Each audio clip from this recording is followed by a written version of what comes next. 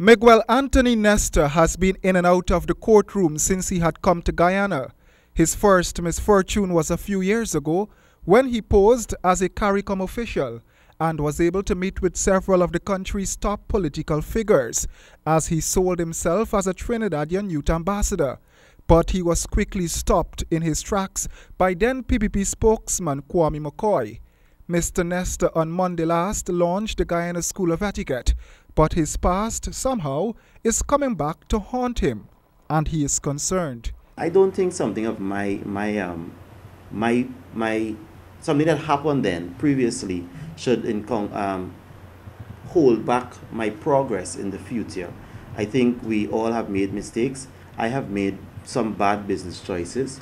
I have entered into some poor business ventures, and obviously I have to live by the choice that was made, the decision that was made to get involved in it, and I can say I am going forward in what is being done. Irrespective of the circumstances, Nestor said that his business venture has been gaining lots of support.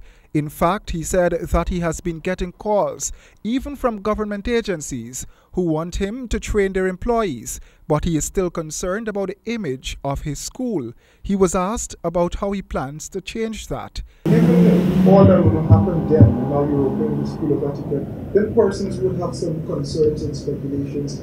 How would you put these concerns and speculations to rest, given, the record that you would have had in the courts over the years?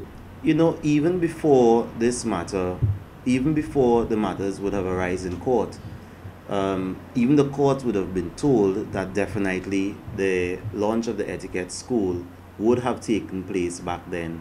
And if you look at documentations, even the registration for the Guyana School of Etiquette would have been registered even before all of these things were done, right? And now we've moved away from being registered to an incorporation, if you're going to look at all of it there. So these things were done before all of the matters. So I just continued along my journey as to what it is I was doing. Last year, Mr. Nestor was also dragged before the courts on several fraud charges. That is before the court. Thing is, I would have stayed at a hotel numerous times, and this particular hotel, I would have stayed there a number of times, Bransville Hotel, and on the 7th time while I was at the hotel, I would have been given the wrong invoice.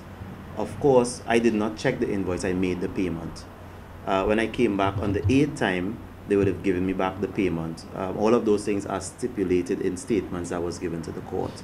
And on the 9th time, again, on the leaving again, I would have gotten a wrong invoice. So obviously, if I would have gotten it on the 6th, the 7th time, I would definitely check the invoice to know if it's wrong or right. But would you pay a wrong invoice?